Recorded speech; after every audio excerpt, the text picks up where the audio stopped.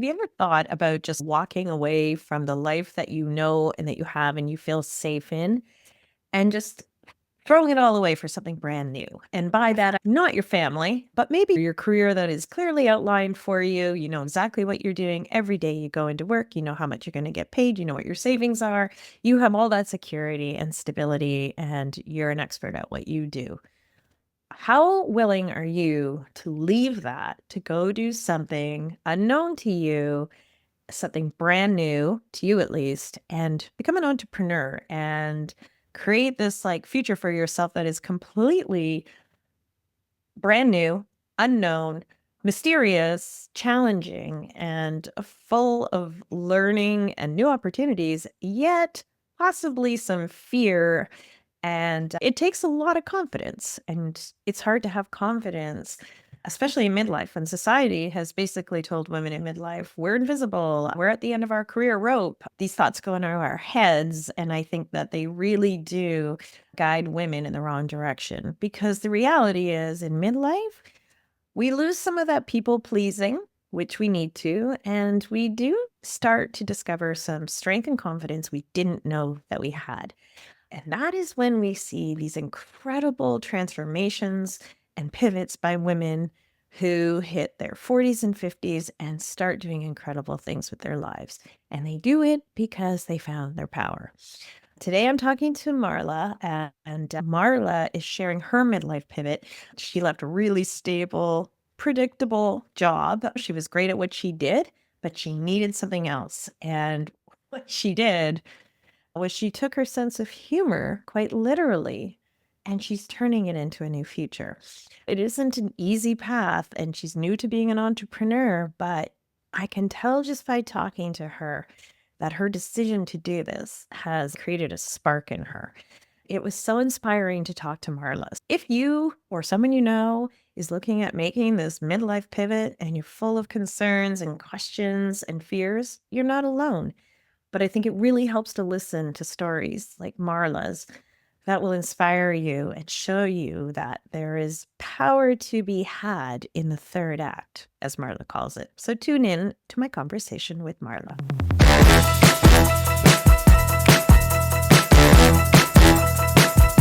Morning, Marla. How are you? I'm well, thanks, Jackie. How are you? I'm good. I think you're coming to me from my favorite place in Canada, British Columbia. Yeah, I'm in Vancouver. I lived there for about 5 years. Oh. I still miss it, and it's been 30 years. Yeah, it has that effect. Yeah.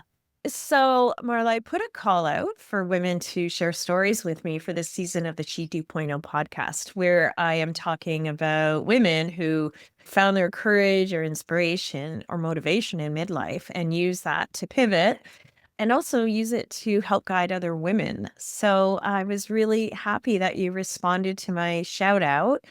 And I just want to hear a little bit more about you and why did you respond to me? Yeah, I was really excited to see that because helping and supporting women is huge for me. And also, I'm in the midst of this midlife transition that it's come as a bit of a surprise to me that I'm doing it. And I hope sharing my story can help other people, other women feel inspired to really do the same. Great. Why was it a surprise? And what was a surprise? I went back to school at 30 to get my master's degree in counseling psychology and worked as a therapist for a number of years. And then I had another shift where I ended up accidentally in HR. And I worked in corporate HR for 18 years, both at the federal government level and at the provincial quasi-government level, building policies and programs. Like, so completely, it was still about people, but really completely away from the service-driven work that I had always done. And then about 4 years ago, I knew I wasn't happy in that career, not as happy as I could be. I was doing things that I really enjoyed because I love to make messy things neat, and developing policies and programs in large organizations is the epitome of that. But it just wasn't feeding my soul, feeding my purpose. About 4 years ago, I have a big meditation practice. And in one of my meditations, what came in was, I need to help people be healing with humor. I was like, okay, because I've always loved to laugh. I love to make people laugh. When I was a kid, I thought I was going to be a comedian and a counselor. Those were the two things I was going to do. I didn't know how they were going to work. And so what the surprise was to realize Oh, these are my two passions, helping people heal and humor. I want to bring them together somehow. And I think the surprise was this is what I've known I wanted to do since I was like 7 years old. But you ignored it, or it just didn't seem feasible? It didn't seem feasible. I didn't know what the connection was. I didn't ever think that comedy and humor was something that was I could do for real, like that you could be a comedian, or that was the only option I thought there was. And so the process has been a very slow one for me, but now I'm coming into building this business where I'm a professional speaker, and my target is helping women and helping people learn to heal with humor, using laughter as a gateway to transformation. Okay, I need to know more about this. Do you just stand there and tell jokes?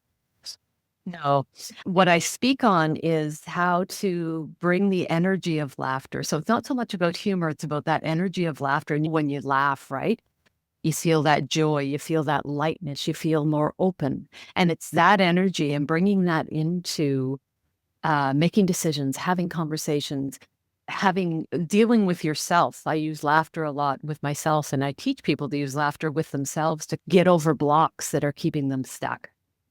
Um, and then using laughter intentionally using laughter in situations with others to help lower defenses so that you can get past those kind of blocks that we have to communicating clearly or getting in that innovative, creative mode. That's a really good insight, because I know myself when I have a block, I usually approach it with intensity and overthink it and fixate. But I also know what I'm like when I'm laughing. Anything goes. And you're Mhm. right. Your defenses are completely down, which means you're open to things. Yeah. And open to possibilities that you may Mhm. not have thought of before, even imagined. Okay. I want to go back to the pivot, because I love laughing. I have a very snotty sense of humor. I like British humor. I don't like the low Yes. hanging fruit of humor. Yeah. But if someone told me to get up on a stage and make someone laugh, there's no way I would do that, because all the eyes are on you and there's an expectation now, and you feel like you have to fulfill that. So I find that to be a really bold, courageous move that you're doing, because you have to have a lot of faith in yourself to do that. Yeah. Yeah. One of the other surprises that I've had was that I'm a performer at heart. My favorite place in the world is to be on stage with a microphone, entertaining Oh, people. And again, I didn't think that was something I'd like this just, oh yeah, that's just me. Give me a microphone. I'm happy. People would have me MC at their weddings, do things like that. And then over the last few years, I've started to lean into that a little bit more. I was MCing a talent show, and then all of a sudden somebody said at work, we need somebody to MC our HR day, 170 people. And I'm like, yeah, me. And slowly I've started to build into that and realize that's my happy place. So in a way, it's my goal is to help others come into their space of becoming their greatest selves. But it also serves the purpose of, please give me a microphone and let me be on stage. two birds, one stone. That's right. I like that, because when we get into midlife, you hear not just jokes and memes, but there is truth behind it, that we start to feel invisible. We lose our confidence. We just feel like we're background and irrelevant. And what you're saying is completely counter to all of that. Yeah. And that takes a lot of courage, I think, I suspect. Thank you. It's interesting because I'm doing some work, some personal work. My path has always been personal growth and learning about myself so that I can help others. And I'm always interested in that kind of navel gazing. But recently I've been looking a lot at the idea of visibility. And because I'm so comfortable on stage and being in front of people, I feel like, oh, I have no problem with visibility. But as I'm moving into this area of work, I'm finding that I'm backing up a little bit. And I think part of it is, as you say, there's that little voice that says, number one, who wants to see a middle-aged woman? You have nothing to offer. And for you to be standing up there and trying to take up this space, because I think as women, no matter what age, we're taught to not take up very much space and to make sure that we step back and let other people, men, take up Mhm. that room. And the funniest comedians to me are mostly women, because it takes a lot to be able to laugh at yourself. Yeah. I think that takes a confidence and a comfort. But also, when you say middle-aged woman, what do I have to offer? You have almost 50 years of experience. More than That that. that's what but that's what humor is, right? It's based on Yes. experience. You can't deliver a joke or a funny comment without some insight into what you're talking about. So I think that as we get older, our humor becomes a little more sophisticated. Yeah. And it's because it's steeped in truth and lived experience. Yeah. Yeah. Yes. Certainly. But just having them. Although I will note that trying to do a monologue at a amateur comedy hour on women in menopause, not that kind of wisdom some people didn't want to have. Really? Tell me about that. Why didn't they want to have that? They Well, didn't want to relate to it? so I'll set the stage. It's under the file Know Your Audience. So Yeah. I decided I wanted to do some stand-up comedy, like at a comedy club. I've done it in different venues before, like online, but never at a club. And so last fall, I wrote up this whole piece, this 3-minute bit on menopause and women in menopause and women of a certain age, which I called the wokas, and what the benefits and all of the good things coming from menopause as opposed to the negative. And I practiced this thing. And as I do, I threw everything at it and I was solid and I went in there, stood up and did it. And it was at 10:30 at night. The audience was mostly guys in their 20s and maybe one or two women sitting there. And it just landed like a, Lead flat as a balloon. pan, a lead balloon. And so that was my first, oh, okay. Very humbling and but also know your audience and Yeah. what wisdom you want to share. There's still this. Okay, so there's still, I think, from the community of women I engage with, there's still a reticence to align ourselves with menopause. We don't, we want to know about menopause. We want help. We want support, but we don't want to be menopause. We don't want to walk around with t-shirts saying, I'm in menopause. Like, Yeah. it's like the same thing when you first got your period. You weren't walking around in gear and making jokes about it, right? I think there's a lot of humor in menopause, but I bet you that your humor would have landed so well with women who were going through it and were like, Yes. "Oh, someone gets me." Yeah. But for people like young women who are like, "No, what I know of that, I do not want to be part of." And man, it's of course. That's right. It's true. I was joking with a woman because I talk about menopause all the time, and especially with younger women. I was at Sephora last week, and all of a sudden I had to take off like 3 layers. And I said, sorry, menopause, maybe too much information. And she's like, no, I have no problem with that. And I said, the interesting thing you'll find is that when you get to a certain age, when you're a woka at a certain age, all anybody talks about is menopause. When the women get together, that's the main topic of conversation as it impacts everything. Like my philosophy is now, if there's something wrong with me, it's menopause. If I got an ache in my arm, it's because of menopause. If I got a pain in my Blame tooth, it's because of menopause. Or do you think it's maybe more common now because of all the exposure in the media? I think it's certainly more common now. I think in the past, menopause was like a dirty little secret. It meant that you were dried up and old. And why would anyone want to align, like you say, why would anyone want to align themselves with that? Where I think the tipping point right now with how there's more research on menopause, more research on women going through menopause, there's more in the media, people are talking about it. I think that tipping point is that it's a superpower. We're coming into this place where we're letting go of some of the physically and emotionally, the past, and recognizing that you can come into this place of power. Like there's nothing more powerful. Why do you think all the women get tucked under the rug when all of a sudden they can't? Because they are so strong. If we're made to feel insecure and invisible, we're not going to utilize that power. We're not going to optimize. We're going to just disappear. Make room for the younger generation. Meanwhile, this is honestly like when you think of all the generations, all the decades you've been through, what is your most powerful generation? Probably the one you're in now. Yeah. Oh, for sure. And I feel that. I feel the power in it. I just want to go back to the power for a second. In the UK, where they're very advanced about menopause, they've always been a little bit ahead of us in the conversation. They had created a hot flash suit and they put, I think, the mayor in it. And he couldn't make it 30 seconds. And I'm like, People say that women in menopause are weak and old and frail. We suffer through those hot flashes how many times a day? And we can't get out of that suit, but we do it. Who's the powerful one here? Exactly. They should be mass producing those suits. But I really like what you said about this whole thing is coming into the power. What does power mean? Is it confidence? Is it courage? Is it risk taking? What is power? I think for me, it's all three of those things. It's confidence and trust. For me, the trust piece is really big in that, because you can't have confidence unless you trust yourself and trust that you're going to be able to do what you want to do, and that you're going to be able to keep moving forward. And that even if you fail, or even if you, I don't like the word fail, but even if you make a mistake, or you're going to be able to learn from that and pick yourself back up.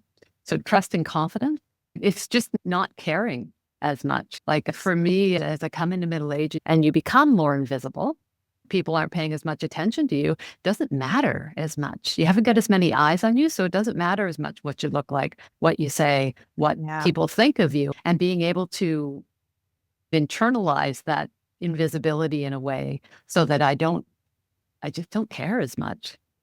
Yeah, I think there's like a big people pleasing component that drifts away. Yeah. Not saying that we're selfish, but we're more selfish than we were. Self first. Yeah, that's a good way of putting it. I try to tell women, like, I've been to a few 50th birthdays lately, and it was a big milestone. And I said, I remember when I turned 50, I was like, oh, this is a big one. Like, this one really hits me. And, now I'm mid 50s. I'm like, oh my God, why didn't anyone tell me?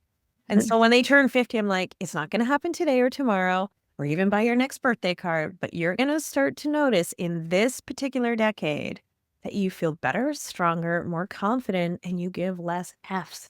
And you're going to be so thankful for that. And then you're going to look back in your 20s and go, why did I ruminate about all that stuff? Why did I care? We were supposed to, physiologically or whatever. We were supposed to care about all that. But what a relief not to. Yes. And I think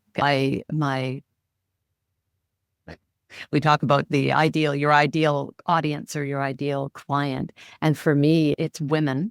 And it's that balance of kind of women in midlife who are my favorite quote ever. And it was something like, and the day came when the pain of remaining tight in a bud was more than the risk it took to blossom.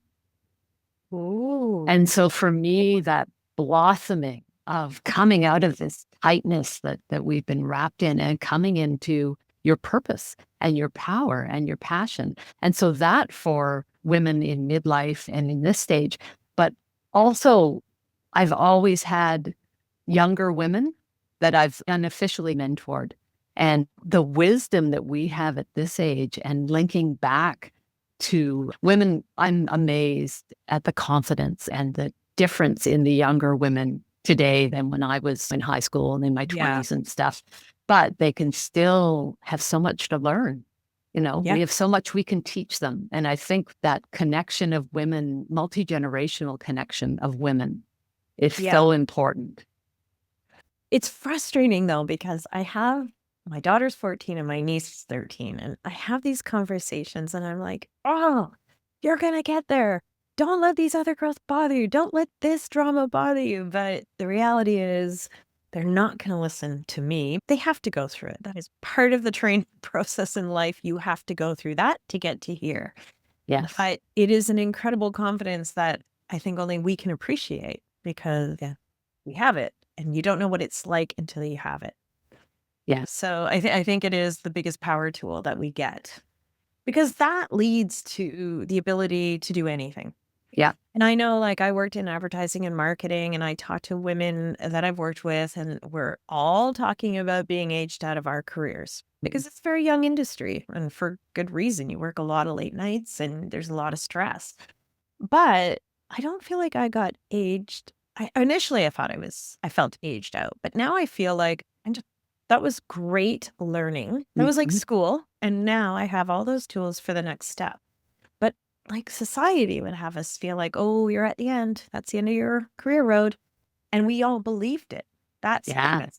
And now we're like, no, just getting started. Watch out. Yeah. And so many things that we can do. I have a dream, or what I'm putting forward to the universe is that I will be on stage at 90. I am going to do the Betty White thing, and I am going to so I've got 32 more years. Tell me about like the pivot that you made, the change. It wasn't just like a decision. It didn't just take confidence. It's hard to leave a very stable, corporate, secure Pension. career, married or unmarried, partnered or not, Yeah. in favor of something that you have to put 100% trust in yourself for. That's really bold. Yeah. And for me, the work I've done, personal growth work and meditation work, and all of the things that I've done over the years has put me in a spot where I really am able to trust my intuition and knowing what's right of my career. And my husband had some major health issues, which then prompted some very serious mental health issues for me. I had a lot of anxiety. I was dealing with, it was a very challenging time.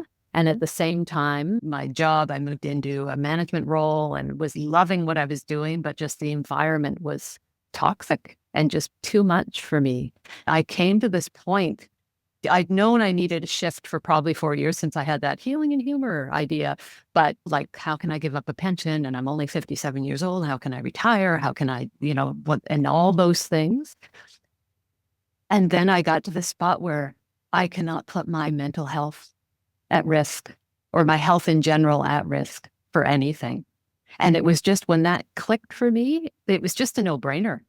It was, I'm done. And I am going to trust that whatever comes next. And of course, I had the trust in the financial situation that I had myself in. And I didn't go off and I wasn't completely off the rocker, but I just knew it was time. And I felt that. And there was no kind of arguing with that.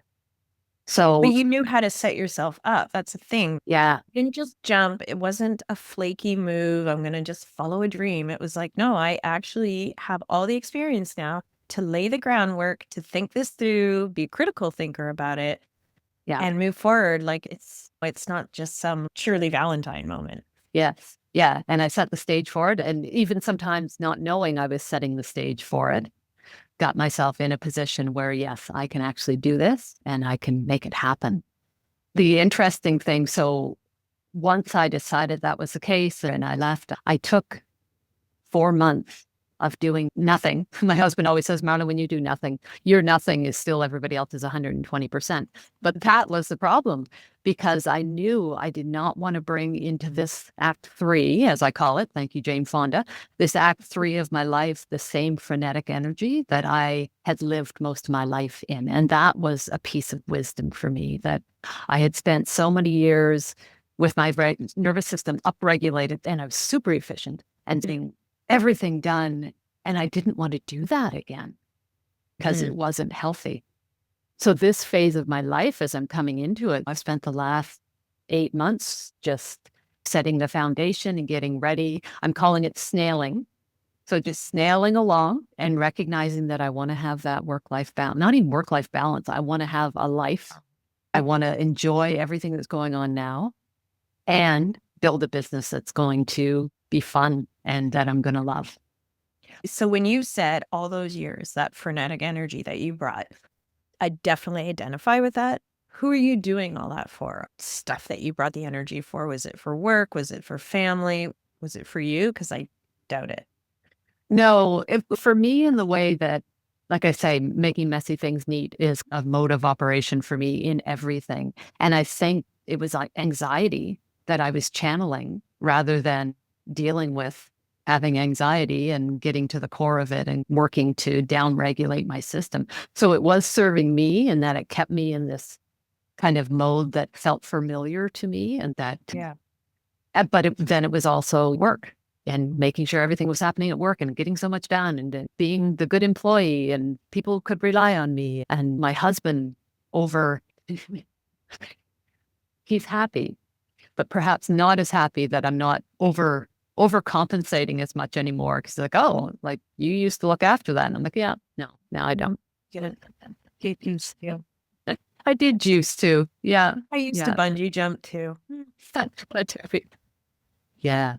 Yeah. So learning that, and it didn't, and I can be productive without it. And it didn't serve me from a health and wellness standpoint. And it could hurt you. I have A lot a, of women with anxiety, so yes, many of us with anxiety. And I feel like we just pile onto it by adding more and more to our plate and meeting expectations. And then when we drop the ball somewhere, we just feel so responsible for that. yeah. Yeah, it's a huge pressure that we put on ourselves. I always liken it to most of the women, and I used to see this at work. Like even now, when I see former colleagues, they're running around like chickens with their heads cut off. And I use the analogy of holding a plate at a banquet or whatever, and you've got all this stuff on your plate, and then somebody drops an olive on it because that's the one, and that's what we're doing as women, particularly, I think, in this day and age where everything needs to happen now and you need to be on top of everything and we have to over regulate everybody's lives. Everybody's Mhm. walking around with this full plate hoping that the olive doesn't drop because everything's going to fall. Oh, a new fear of olives and getting rid of all of them. I And love that's an olive. in a martini. But it's such a good analogy because you feel like you've got everything balanced and it just takes one little thing to throw you off kilter. Yeah. So now okay, so let's talk about the actual pivot. I know that we've talked about the humor, Yeah. but you went from like HR and psychology over to humor, which I think is great because you bring all of that like background material with you. Yeah. But like how did you go from that stability to basically branching out into a business that, let's face it, I don't think there's previously laid footprint for this, is there? No, There's brand new. for me, Mhm. completely brand new. And as I'm snailing along, that's where the trust comes in. I've got reminders coming up in my phone every day, my little affirmations. And one of them is, you don't need to believe in it. Just keep going. Because every once in a while, how am I going to do this? No, you're on the right path. That's again, that intuition for me, that assuredness that I know this is my purpose. This is the path I need to be on. And when I'm on it and in that flow, everything flows really easy. Are you able to share what the business model is? Because it's something I haven't heard of before. Yeah. So my business model is as a professional speaker and MC, and I'm also doing some counseling within that. But the focus of my MC is a little different because it allows me just to get on stage with a microphone. And I Okay. love doing that work, and it's holding the container for events, right? And helping. And so I love doing that for women's events and things like that. And I do it for talent shows and weddings and things. But the professional speaker piece is I'm developed the content, did tons of research throughout the spring and summer on laughter and the benefits of laughter and ways that people, how humorous, how good comedians kind of use laughter or bring laughter and how that works. I've actually trademarked the phrase laughter intelligence and built a self-assessment to help people learn where they are in their ability to intentionally use laughter to help shift and build on transformation. So I've been slowly laying that foundation. And what that business model will look like is that I will be delivering workshops and keynote speeches on transformation with laughter as the gateway. And so for me, a lot of it, they say narrow in. And I'm like, but this can help everybody. And I can talk about so many things. But my real focus is on women and women looking to move and bloom, move out of their bud and bloom, and using laughter and learning how to build laughter in to shift their perspectives and to help with their communication, confidence in themselves. Because if we take ourselves too seriously, Mm. that's a Well, we recipe for don't go burnout. anywhere when we take ourselves seriously because I feel like when I'm taking myself seriously, everything is a problem. It's not achievable. Who do I think I am? It's that whole imposter syndrome. There's no way Yeah. I can do this without an agency behind me or a team or whatever. So when you take that away, I think that's a barrier where all of a sudden you see it and you're like, why not? Yeah, it's like a change of mind shift. Yeah. And so I think for me, when I think about the business model, I always wanted to help people heal with humor. And I thought I would be doing that by being humorous. And that's part of it because you can deliver a message that is talking about the kind of the business model and how I expected it. Yeah. And I was saying it takes you out of that mindset and makes you more Yes. open to, okay, so we'll try it from there. Yes. So one of the things that's been interesting for me is I thought as I was coming into this phase that I was going to help people heal with humor, and by using my own humor, because you can deliver really serious messages and really deep learning. If you do it with humor, it's going to land. And there's research that shows that there's research on the kind of university students and their ability to take in information when it's delivered in a more humorous way. And so that's what I thought I was going to do. And as I've been working through this, I've realized not only can I use the science of laughter, I can also teach the science of laughter. So helping people learn how to do that for themselves. So it's this package of learning through humor and then learning how to use humor or laughter. Yeah. And I think a hard thing too, like when you leave a career that was pre-established, you knew what the guardrails were, you knew what your tasks and responsibilities were, and milestones you had to achieve. All of a sudden, you're now moving into an area, and I've seen friends go through this. I go through this with She 2.0, where all of a sudden you're like, what is it? What am I building here?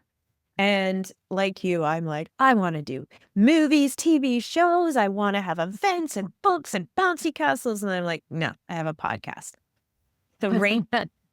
And also, what does my business want to be when it grows up? And that's really hard. I'm helping a friend with her business right now. I'm like, Nice. yeah, you really have to ask yourself a lot of questions. And you really have to be strong enough to look inward and go, what are my strengths? What are my weaknesses? Where do I need help? Because women suck at asking for help. Yes. Yeah. And we don't think we deserve help, because then if you want help, go back to that safe career. Yeah. And if you need help, what the heck are you doing? Yeah. Why are you doing this if you don't already know what you're doing? And that's been a very humbling experience for me, because I can remember back to when I first started as a counselor, when I first started in HR. And yes, I had lots of questions, but I knew how to do what I was doing. And here, every time I get in my mind, I should be moving faster, like trying to go against my snailing philosophy. And I remember that, yes, maybe some of the women, because I'm connected with the Canadian Association of Professional Speakers, and I'm working with different people who already do this work. And I'm like, oh my God, but she's already doing this and she's already doing that. And then I'm like, Marla, it's been a year and you have no idea how to be an entrepreneur. You've never done that piece in your life. You have no idea how to be a professional speaker. That's a business in itself, and you need to learn that business. And even though you've got tons of experience making people laugh and you're funny, and you've got tons of experience in mental health and counseling and personal growth, you've never done this. Yeah. And just that reminder, and that's where that gentleness and that kind of trust and courage comes in that I am learning as I'm going, and I am going to need help. And I'm not going to get on stage and tell the perfect menopause bit and have everybody laugh. I'm going to crash and burn. And so I think part of that, what keeps people stuck, and particularly women in middle age who already feel invisible, have that self-doubt, that perfectionism creeps in that women are taught to have. And it's, what if I fail? Yeah. What if you don't? Or what if you fail? Yeah. I did a blog post at one point and was talking about how scientists coming into a thing and they do all this work and they do all this tests and it fails and they go, okay, then obviously we don't know what we're talking about, and they leave. Said no scientist ever, because they know the trial and error method, right? You take, okay, that didn't work. Now what we do? That didn't work. Now what we do? What do we do? I'm going to go off on a little societal tangent here, but just transparently, because we were lucky we grew up without social media. I thank the universe for that. But my daughter, who's now in grade 9, at her school, elementary school, they had a sign on the front that was like, failure is your biggest learning tool. And I'm like, it is. Failure is your biggest learning tool. If you don't fail, you are not learning. And I would work on that all the time at home. I would talk to her like, oh, I did a presentation today and I screwed up because I didn't pay attention here. Like, I shared all my failures and what I learned. And yet here she is at school getting in trouble if she's slow in reading, bad teacher in grade 1. But also, these kids are getting canceled for making mistakes, and they're getting canceled publicly. And so are grown-ups. I said to her, it's so hard because you're getting two messages coming at you. One is failure is a tool, and the second one is failure will cancel you. Yes. So it's really hard for women like you and I to start a business or whatever, because now we have the concern of just, will it work or will it not? And can I or can I not do it? But I don't want to get canceled online. I'm afraid. Yeah. You That know? additional mirror that we have, a fake mirror, right? It's not even reality what's going on online. But it has such a potential. And if we're caught up in that external, gaze or that external reality, Yeah. that impedes even more. I'm finding that a real challenge right now. How am I going to engage in social media in a way that is going to help my business, but is not going to be, because I found for a while I was doing more at the beginning. I've laid off right now while I'm waiting for my new website, but I could feel the anxiety of, oh, all these people are ahead of me and this people's doing that. And I got to read all this stuff and so I have a little mantra. I'm big on mantras, as you can tell. I have a mantra as I'm starting to develop my marketing plan that says, am I having fun? Am I enjoying this? Is it helping somebody? And if it can't answer those three questions, I'm not going to put a blog post out. I'm not going to put a post on social media. I'm not. And I am trying. I'd like to be on the vanguard of going back to the old way of doing things, which is person to person, Yeah. one-on-one, networking, word of mouth. And I'm really hoping that I can build up this business without getting caught up in the crazy freneticness that I've tried to leave behind that is social media. One thing I've learned is that I cannot keep up with social media. And I've got a content calendar and I know my pillars, what I want to do and what I want to say and when I want to say it. And I didn't jump on Thanksgiving and I don't jump on the holidays because everyone else is. And there's nothing critical I want to say. So if I don't have anything to say, I'm just shooting it out there to jump on a hashtag, get more followers. And I don't know, like, why? Just happy Thanksgiving, gobble? Who cares? Yeah. That has nothing to do with midlife or menopause. And I'm not going to make a joke about a turkey and a woman or like hot as an oven. You're welcome. It would have been a bad joke. But yeah, there's often times where I will have like colleagues in the space say, hey, you're not really posting about this or this. I'm like, but I don't have anything unique Yeah. or helpful to say. Yeah. So all I'm doing is like shouting into The void. yeah. Yeah. Like, people really care if I say happy pink t-shirt day. I'm very concerned about bullying. That is something I feel very passionate about, but I'll talk about it in general terms, not just one day a year. Yeah. I'm going to add that to my little mantra, if that's okay, that also Sure. not only is it helping anyone, but do I have something to say? Yeah. And I've worked for brands who just feel like they have to be out there on all those days. And I'm like, but no, only if you have something to help somebody. Yeah. I'm a sucker for like motivational quotes and mantras. I love them all. But if something is out there just because it's Thanksgiving or Halloween, I don't even click on it. I know it's coming my way.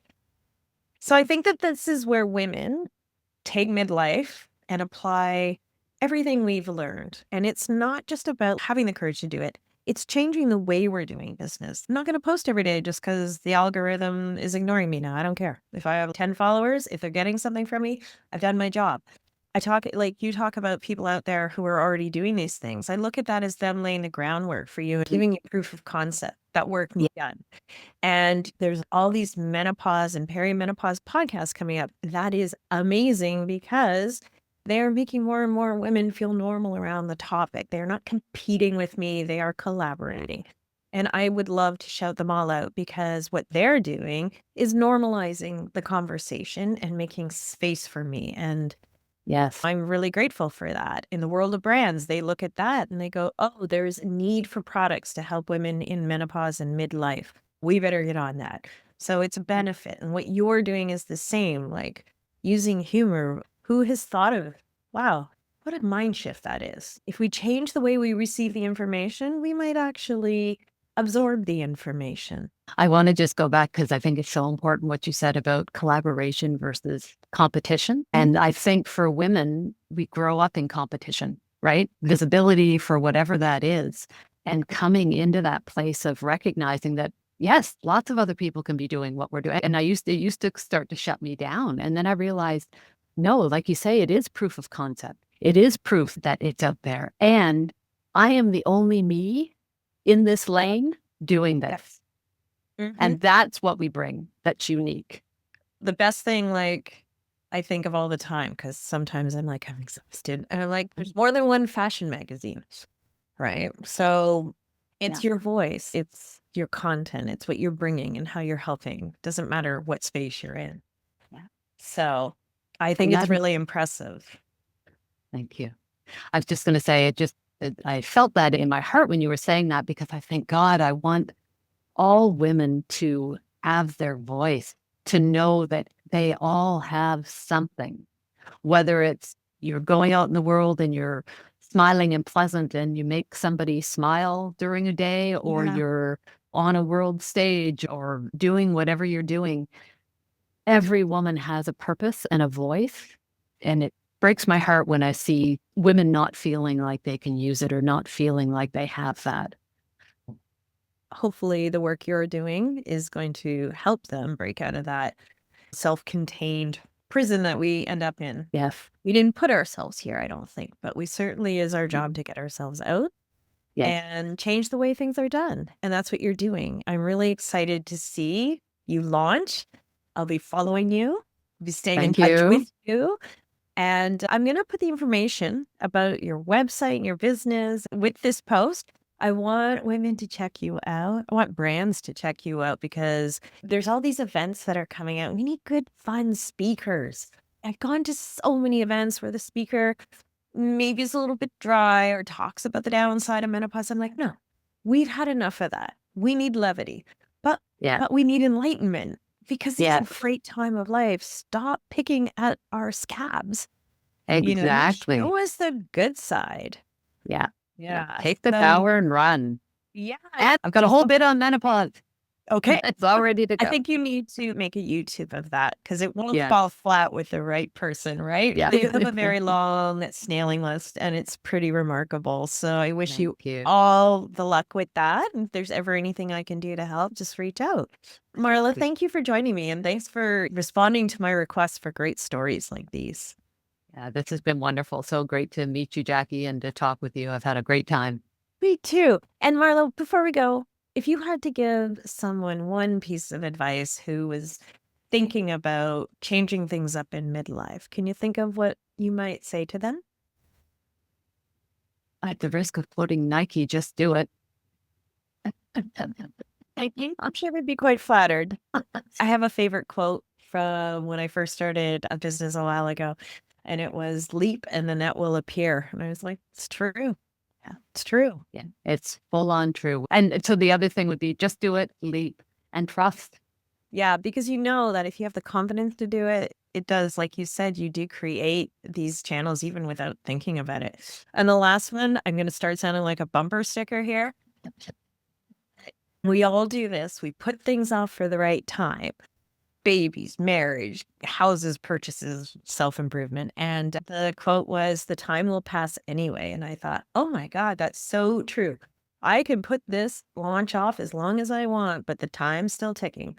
So. But time is now. It's been so much fun. I can see where your humor is going to help a lot of women conquer this phase.